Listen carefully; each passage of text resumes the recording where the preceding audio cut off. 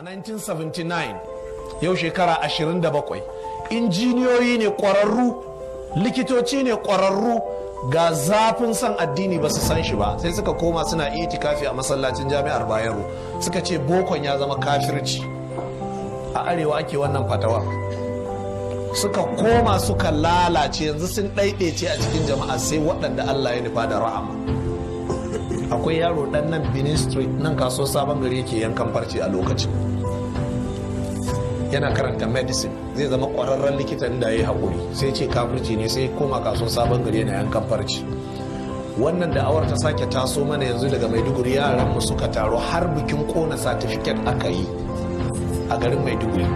Wannan yana da masters, wannan yana da digiri, wannan injiniya ne, wannan ya yi polytechnic, suka ce bokon kafirci ne, suka kona. A arewa ne ake wannan. Ina zaune a Yola shago muna dan harkokin GSM, yaro ya zo ya same ni, kai ne Malam Albani? Ni ce ne ya ce na zo in gaishe ka ne, mu ne almajiran wani da ya bamu fatawa mun daina boko. Na ce to ya yi kyau, tun da babban malami ne ya baku fatawa. Sai shi kanshi sai dariya. Me kake karanta? Ya ce yana karanta biology education ne a FC ne, ma'ana yana karatu ne game da ilimi na malanta akan tsirrai. Sai na ce to kaga yanzu ka bari, yanzu ni kuma nan da ina nufin ni in na gama makaranta da kai da malaminka, ni kuma din ni ne malaminku, ni kuma na taho karatun boko, da ni kuma na gama zan je in kafa makaranta, da sai in ɗibo ku da kai za ka karanta mana da biology. Amma yanzu kai ka ban makaranta, yanzu na gama makaranta dole in je in ɗauko Juliana, ita za ta karanta, don haka kaga manufar tawa sai ta crash kenan. Na ce to amma yanzu wannan turaren da kake siyarwa shi kuma fa? Sai dariya. Na ce to sai da wannan ma kafirci ne. Ya ce na ce sosai kuwa. Yo ba zafin kai bane, ai ba Qur'ani ne ko hadisi ba, fatawa ce kawai. Ba fatawa bace jama'a, in ka ci ka koshi kawai shikenan. Na ce sai da turaren ma. Ai kalmar kafircin sun mai da ita alewa ne, alewa shiga cikin daura aka ga mun muke guda, amma in aka fara janta sai ta tsawo ta kai duk inda ake so. To kalmar kafircin ai dabara ce kawai. Haka na haɗu da wani ya ce wani kafiri ne. Na ce me yasa ka ce kafiri ne? Ya ce saboda annabi ya ce idan wani ya ce wa musulmi kafiri to kalmar ba za ta faɗi ba. Ya ce don haka ni na tabbatar ni musulmi ne, to tun da ya ce min kafiri to kaga kalmar ta koma kan shi kenan. Jama'a ku ji yadda ake randa bawul da hadisan manzon Allah sallallahu alaihi wasallam. Abu ya zama wasan yara jama'a. Wallahi matasan mu ku tashi ku yi karatu, ku tashi ku yi karatu jama'a. Idan ba ku yi karatu ba wallahi kuna ji kuna gani kaskanci da wulakanci zai kai gare ku. Hukumar rarar man fetur wadda mai rago ya zama mata sakatare general tana ba da scholarship duk shekara, amma ka je ka ga scholarship tun da aka yi ta, kuma kun san yan arewa ne suke shugabancinta. Aka ba mai rago aka cire shi, aka zo aka ba wani a nan Kaduna aka cire shi, yanzu dan fataskun ne mutumin Yobe yake. Nan kullum za mu gani ana bikin baiwa mutane scholarship su je su yi karatu, amma cikin mutum 100 da wahala ka ga kwaya ɗaya dan arewa, saboda ana so sai ka ci wani makin, wai sai su ce wai su sata ansa suke yi. Haba da Allah, dukkan su sata ansa suke yi, kai kuma kai ne mumini, kai kadai ka tsaya gaskiya kuma ake ka da kai. Ku tsaya ku yi wa kanku faɗa. Abinda nake so in ce mana, muna magana akan lokaci ne, ka dubi rayuwarka ka gaji wannan hadisi. Annabi sallallahu alaihi wasallam ce wanda da ya shekara 60 Allah ya yanke hamzare shi. Ana so a cikin shekara 60 din nan ka zama khairun nasi lin nasi, ka zama mai alheri da zaka kawo alheri ga mutane. Kuntum khaira ummatin ukhrijat lin nasi. A shekaru 60 da ka yi, me ka kawo wa angoku ci gaba? Wannan alheri ka kawo wa ƙasarka. 'Ya'yanka da ka haifa ba ƙoƙari kai ba jama'a, haihuwa ba ƙoƙari ba ce fa. Don ka zo kana bugun kirji 'ya'yana 50, 'ya'yana 30, 'ya'yana 10 ba nan ne ƙoƙari ba,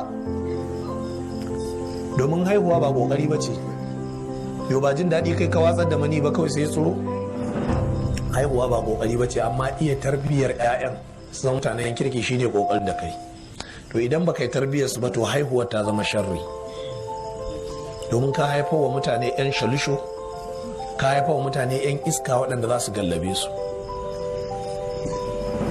Yanzu dan Allah bari yi wata magana mai munasaba. Yanzu a nan muciyar nan an haife yara sun fi karfin kowa, sun fi karfin hakimin muciya, sun fi karfin mai anguwan muciya, sun fi karfin limamin muciya, sun fi karfin dattawan muciya, sun fi karfin 'yan sandan muciya, sun gagari kowa a anguwan nan. Kuma iyayensu da kakanninsu a nan anguwa aka ɗaura auren uwayensu, da magariba ta za su rinka gudu da mashin nan, su make wannan tsohuwa, su kare wannan yaro, sun fi karfin kowa. Ga 'yan sanda muna da su amma yaran nan sun gagare su. Yanzu waɗannan 'ya'yan iyayensu alheri suka kawo muciya ko sharri? Magariba na yi ba ba su yi sallar magariba ba, so suke su ɗano mashin ɗin da gudu, sun fi karfin kowa. Tambayar da nake wa hukumar 'yan sanda da SS da mai anguwa da hakimi da dagaci da sarki da iya da kowa, ban rage kowa ba. Yanzu akwai gagararre kenan? Bahaushe da ya ce sai bararre. To shin sun gagare ku ne ko kun basu ne? Amma abin da nake cewa iyayen 'ya'yan nan maza da mata da kakanninsu suna angon nan, an sa ido kawai sun fi karfin kowa. A nan babbar titi dole akai kabarin mai tatsi ne don a kada su, wai kawai iya kokarin da za a iya kenan. Amma bayan kabarin mai tatsi ba abin da za a yi musu. Yanzu dan Allah waɗannan yaran alheri suka zama? Su zo su zauna a karantar da su Ƙur'ani, a karantar da su physics, su zama mana likitoci mana a anguwar, ba za su amfani mu ba? To yanzu irin waɗannan 'ya'yan ba su ne 'ya'yan da Bahaushe ke cewa 'ya'yan Allah ba ni karka bani zanin goyo ba?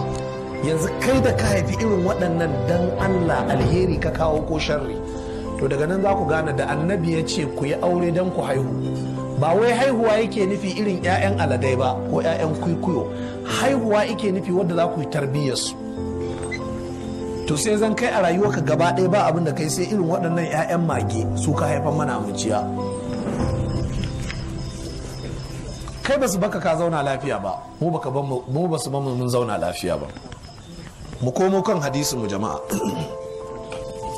Annabi sallallahu alaihi wasallama ya ce za a tambayi mutum game da rayuwar shi a ina ya karar da ita. Wannan ana maganar dattijo kenan da ya shekara da shekaru. Sannan wa an shababihi fi ma ablahu, saurayi ne kai a ina ka karar da samartakarka. Waye saurayi? Shine wanda daga sanda ya balaga zuwa shekara 39 yana shiga 40 ya fita samartaka. Kana shiga 40 ka zama dattijo, ka shiga gangara. To daga sanda ka balaga zuwa shekara 39 yanzu sai kowa ya saurara. Yanzu ina ka karar da samartakarka? A ina ka karar da ita a rawar banjo? A ina ka karar da ita a drama? A ina ka karar da ita a filin kwallo? A ina ka karar da ita a kasuwa?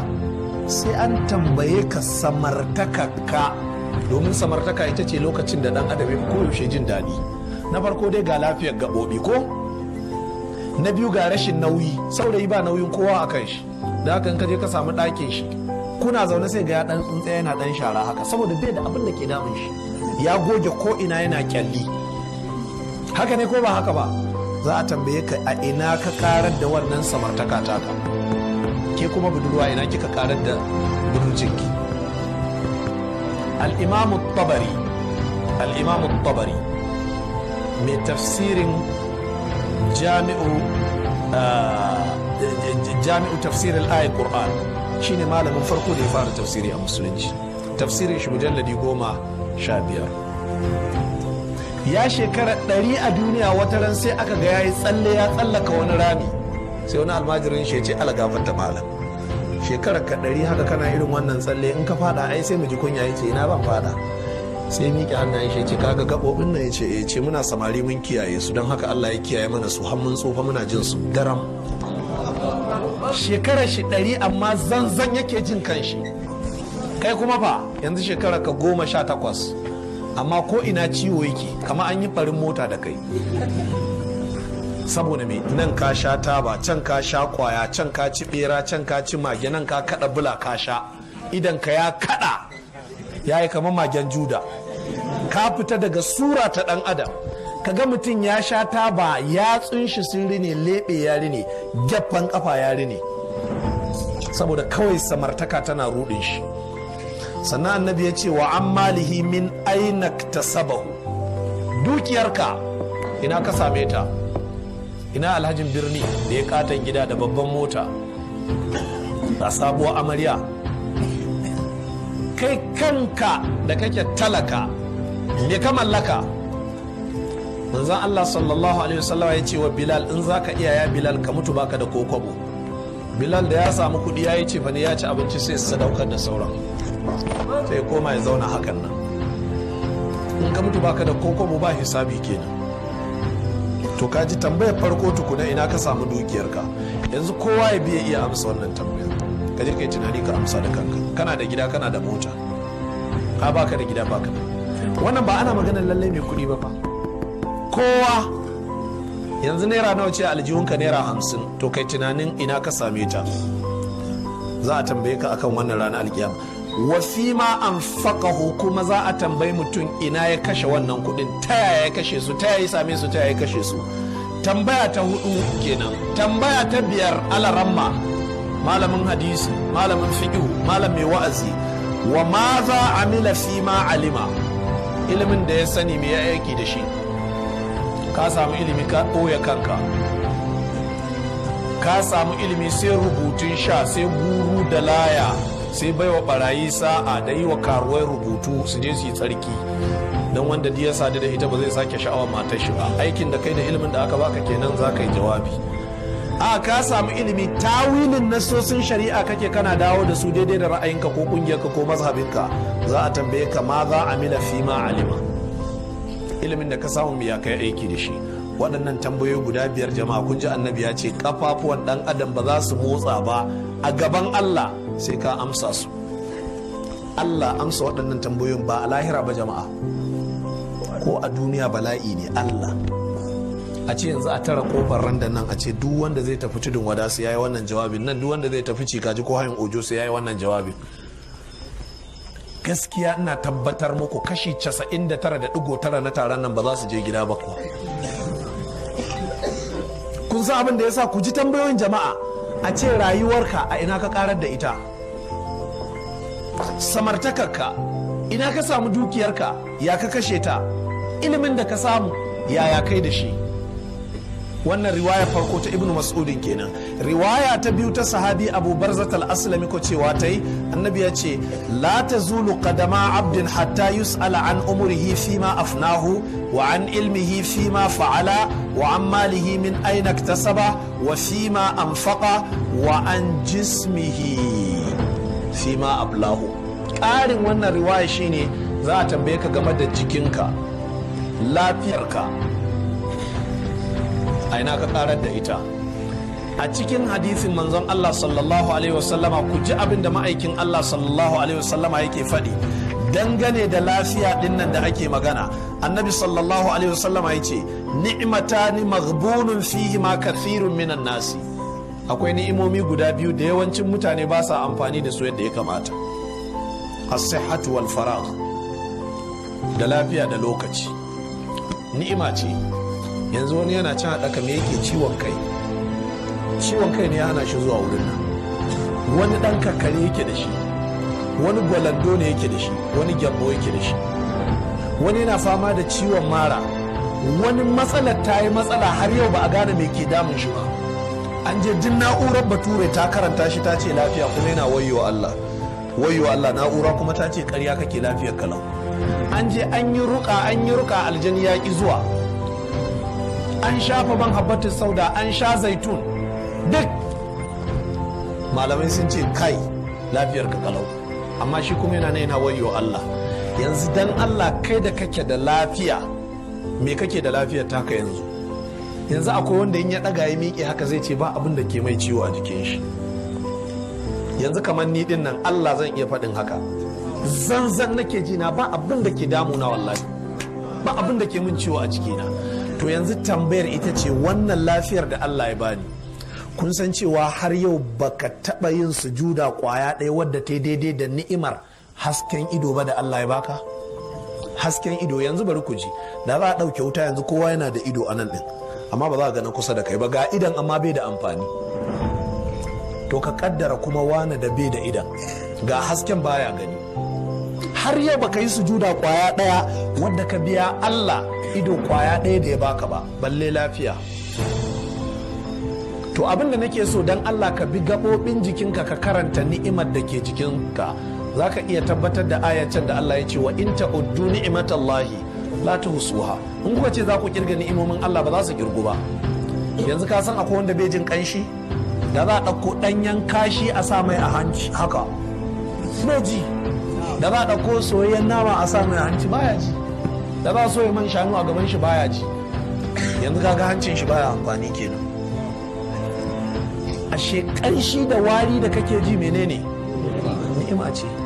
To sai zan kai baka jin karni gaba daya, baka jin wari, sai ka je ka sawo kaya kyawawa. Ashe matarka na shayar da ɗanka nonon ya zube a jikin rigar na karnin nono, sai ka fito kana ta fankama, mutane na kau da kai kuma kana ta fankama ka sa sabon dinki saboda baka jin karni baka jin wari. Ashe jin karni da wari da kanshi ba rahama ba ce? To wace ibada ka yi wa Allah da wannan hancin? Ido, kwakwalwa, wani yana nan ya haukace, haka ne ko ba haka ba? Haka ne.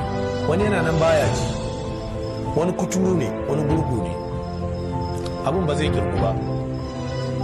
Ko ka san akwai mutumin da yake ya fi ka tsawon azzakari amma ba ta tashi? Yana da kudin da zai auri ƙuleliyar budurwa amma ba dama, azzakarin ba ta tashi.